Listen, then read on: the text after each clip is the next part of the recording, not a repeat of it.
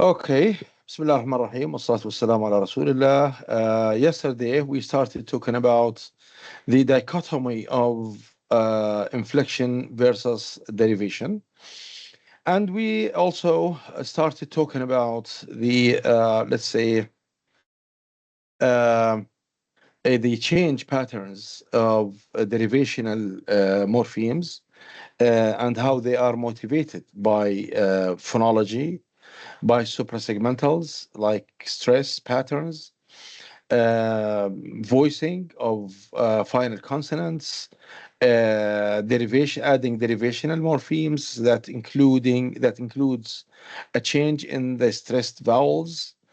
Also, we talked about the palatalization that accompanies, let's say, the alveolar consonants plus voicing of the sounds. Also, we talked about the, let's say, in multisyllabic words with a stressed tense vowel, the palatalization may be accompanied by, let's say, shortening of that vowel. We also talked about the migration of the stress and when we add derivational affixes like telegraph, telegraphy. Also, we talked about multi-process or operation levels of vowel change of vowel quality and a change of consonant, like approve, that becomes approbation. So here we have we have more than one rule. So we have rule 1, we have rule 2, we have rule 3. So here,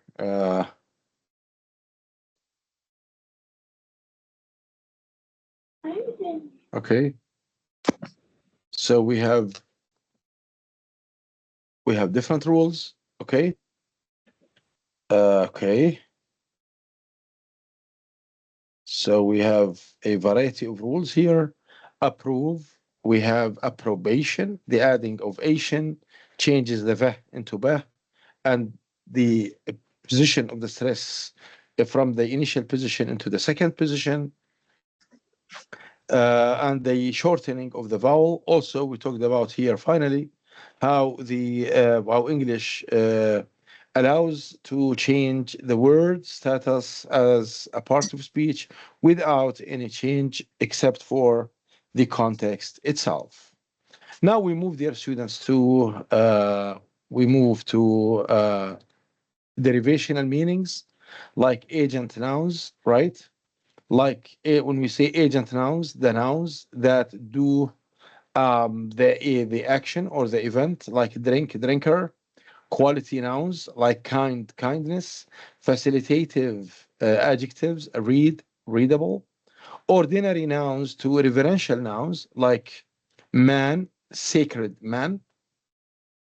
Fruit trees into fruit nouns like apple, apple tree. We have here basic terms that we all should be aware of when we deal with morphological and or derivational changes. Denominal, when we say denominal, we mean that it is taken from a noun, derived from a noun. Deverbal, it is derived from a verb. Deadjectival, it is derived from the adjective. Derived nouns, a language that has not have more means for deriving nouns than deriving verbs of adjectives. Deverbal nouns, again لما نقول deverbal nouns يعني verbs that were taken from nouns, nouns that were taken from or derived from verbs. مثال, agent nouns like drink, drinker. Patient nouns, invite, invitee. Instrument nouns like meat, meat grinder.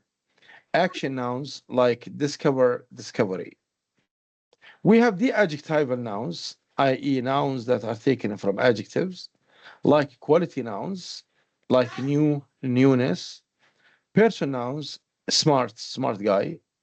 Denominal nouns, when you talk about nouns that are derived from other nouns, like diminutive nouns, cat, little cat. Augmentative nouns, beard, huge beard. Status nouns like child, childhood, right? Child, childhood. We have, okay. Okay, so we have here, just a minute here, we have meat. Okay. We have childhood. We have Misr, inhabitant nouns, like Misr, Misri, Misriyu. Female nouns like king versus queen. Okay, king versus queen. Okay. Now, derived verbs, dear students, we have derived verbs. Yani verbs are taken from other verbs. Causative verbs like die, kill, yani to cause to die. Applicative verb like load, load into. Anti-causative verb, open transitive into open intransitive, يعني فتح انفتح. The derivative verbs sleep, want to sleep, right? Repetitive verb, write, rewrite. Reversive verb, stick in, stick, pull out. Denominal verbs, right? Like verbs that are taken from nouns. Act like a noun. Pirate, to pirate, right? To act like a pirate. Put into a noun. Bottle, to bottle into. To put into a bottle. Cover with a noun. Salt, to salt. To cover with salt. To make it salty. The adjectival verbs, we have verbs that are taken from adjectives, like black, make black, to cause to be. Inchoative, green, become green, right? Derived adjectives, here we have adjectives that are taken from verbs like eat, edible. So it is an adjective that is taken from the verb eat. Talk, talkative, like agentive. Talk, talkative, which is the agentive one.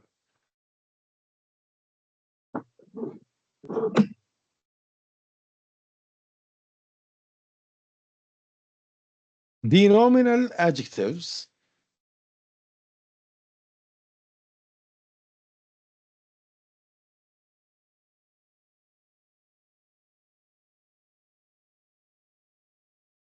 The denominal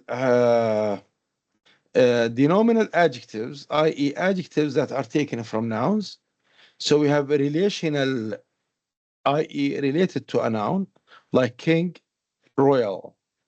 Propriative, water, watery, having the properties of water.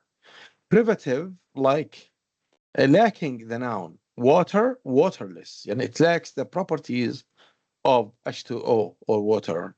Material, copper, made of copper. The material is made of copper. Adjective, de-adjectival adjectives. De-adjectival adjectives, adjectives that are derived from other adjectives, like attenuative, red, reddish. Intensive, new, brand new.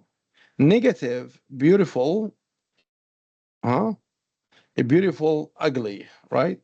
So here, dear students, when we look into all these things, we find that there is a kind of derivational mechanism that predicts these changes in terms of all semantic domains.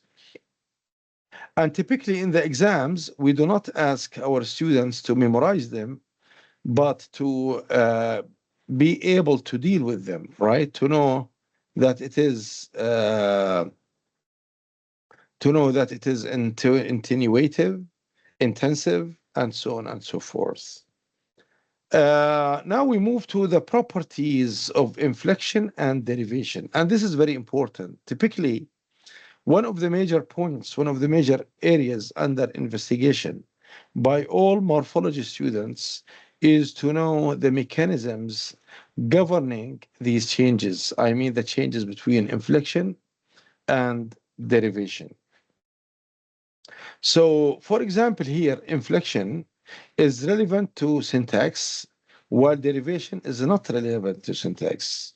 When we talk about inflection, we talk about agreement categories. Agreement categories apply to case markers like nominative, genitive, accusative, ablative, dative, and so on and so forth. To number, right? To singular, dual, plural, to person, first person, second person, third person, to tense, right? Present, future, past, to aspect, progressive, perfective, and so on and so forth, to mood, subjunctive, indicative, and so on and so forth. All these, dear students, all these can be categorized under the syntactic derivation that a sentence undergoes, and this derivation is actually necessary for the establishment of any morphology.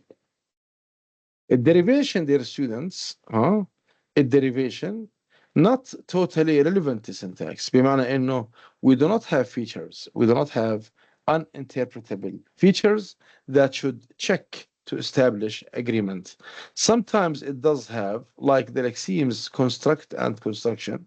هون lexemes construct, out of construct, we have construct, constructing, constructs, right? But construction also we have constructions. So these are two lexemes. The relation between them here related or relevant to uninterpretable features. شنو uninterpretable features؟ يعني إنه features do not have to check in order to establish this type of morphology. طيب, rather they should have a kind of speech, part of a speech location that is required for the, let's say, for the complement of verbs, complement of nouns, what occurs under VP, what occurs under MP or DP, what occurs under TP, what occurs under spec, TP spec, and so on and so forth. من هنا, dear students, بنقول إنه sometimes it does have, right? Inflection, dear students, is obligatory, while derivation is optional, right? Inflection is obligatory, while derivation is optional. This needs some kind of attention here. When we talk, dear students, about inflection, بشكل أساسي we talk about paradigms. البارادايم هذا contains a lexeme, and within the paradigm we have word forms that are inflectionally related. When we say, dear students, inflectionally related, we have the following assumption. هذا الassumption هو إنه all word forms acquire property features, whether these features are number, case, gender, person, mood, aspect, polarity items, negative polarity items, and so on and so forth. All languages, this is the assumption, is that all languages in the lexicon, regardless of what the language is, all of them are or have these features. This is a principle-based assumption. When we move to the parametric assumption, to the parametric assumption, we find some languages show these features and some languages do not. So we say that some features are covert in certain languages and while others are not. This means, dear students, that the child in the process of language acquisition starts to drop some features because he or she doesn't have them in his input, i.e., in the environment that the child lives in. So this is parametric in terms of the emergence of these features. وبالتالي for example in English مثلا we say the boy saw his father. Now in English his father is object and it is marked with an accusative case marker. But is there a case marker in his father? No. The evidence is his father came early, which is nominative. We say that the father has a feature that doesn't have to check. The feature doesn't have to check to make agreement. ليش؟ لأنه we say that in case marking on nouns in English is parametric. It is parametric. But when we use a pronoun, we say he saw the boy. Now he has case features وهاي الكيس features should check. وبالتالي النوminative case اللي فيه he should check in order to make sure that it is he not him or her أو his. فبالتالي هذه الفيتشر is obligatory and it should check. Okay. So we can say that forms in the paradigm must be inflected.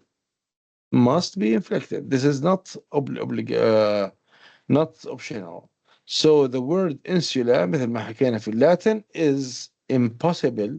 It should be inflected as shown in the paradigm. So here, for example, insula هذا الأكسيم should have a kind of inflection. هنا عندنا مثل ما حكينا الانفليكشن هنا it is case marking هذا في dimension and here it is in the number marking singular versus plural. So we talked about this. We say that insula singular nominative, insulae plural nominative, insulum singular accusative, insulus plural accusative, insulae singular genitive, insularum plural genitive, insulis singular dative, insulae singular dative, insulus plural dative, finally insula it is singular ablative, insulis plural ablative. A derivation, dear students, derived and non-derived forms can coexist in the same time, like kind and kindness. Or as we said, that derivation here, it is just a completion of the complement of a verb or a noun. Okay, dear students. So here, to recap and make things more easy, more problematic, we say that inflection versus derivation, and this is good for you to go over and review. Derivational morphemes, they make new words, right? New words from old ones. So creation is formed from create by adding a morpheme to it. Derivational morphemes, they change the part of speech. هذا general يعني properties and common features for derivation and inflection. So they change the part of speech or the base meaning. وبالتالي meant مثلا is added to the verb judge to make it a noun judgment. They are not derivation. They are not required by syntactic relation outside the word. وبالتالي the unkind combines un and kind into a single new word, but it doesn't have any syntactic connections outside the word, i.e., it doesn't have to check. They are often not productive, or they are not as productive as the inflections, right? Or in the form of meaning. So derivational morphemes can be selective about what they will combine with, and may also have erratic effects on meaning. وبالتالي suffix hood occurs with just a few nouns مثل ايش؟ like hood, like brotherhood, right? Night, but not with most others, like friend, We do not say friendhood, daughterhood, candlehood. Furthermore, brotherhood, right, can mean the state of relationship between of being brothers. But neighborhood cannot mean the state of relationship being neighbors. Note that, however, that some derivational affixes are quite regular in form, مثال, like ism. Also, derivational processes, right, they typically occur inside any inflectional affixes. So we have govern, the verb govern. We add government and then governments. So ment occurs before sa. So derivation occurs before the inflection. Okay.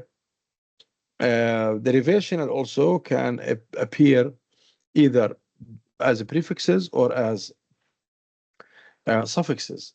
As prefixes, pre-arrange.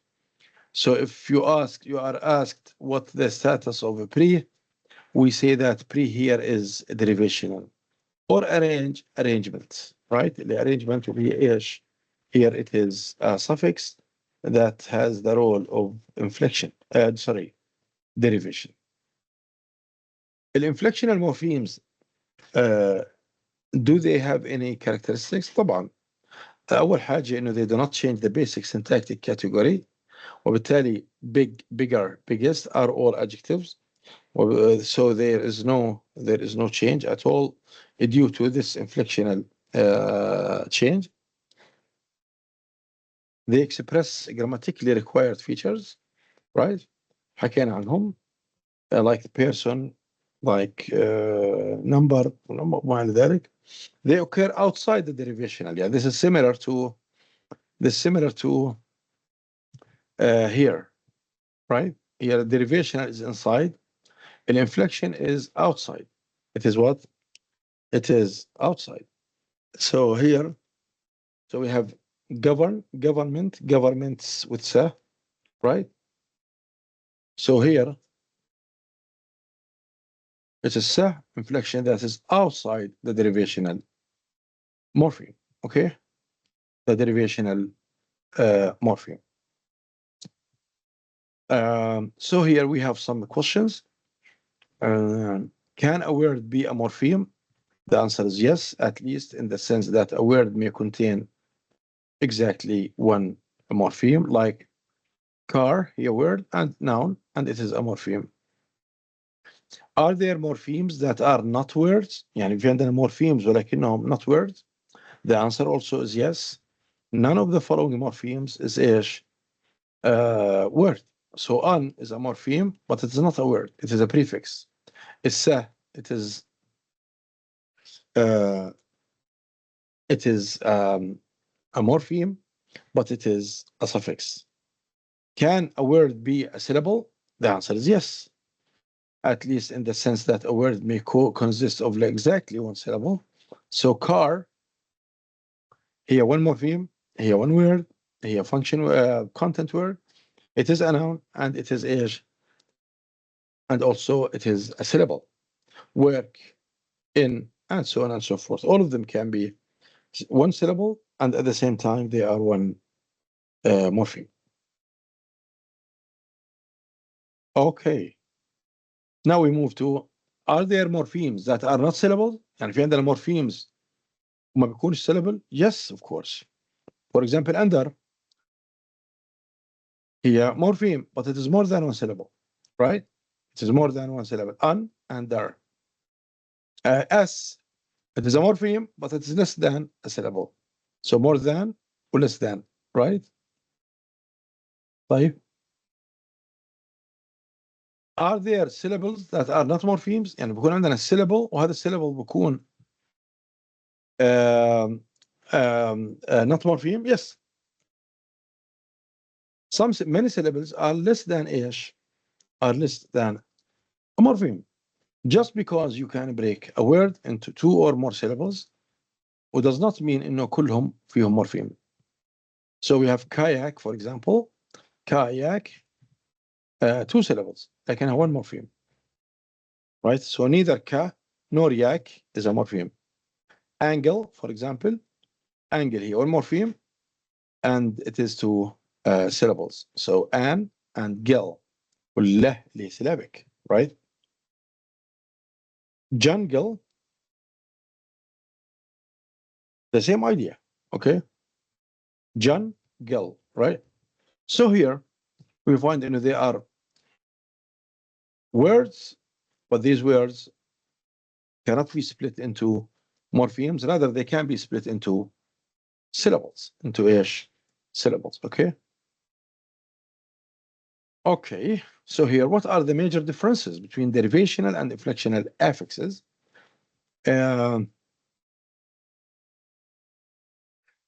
So here we have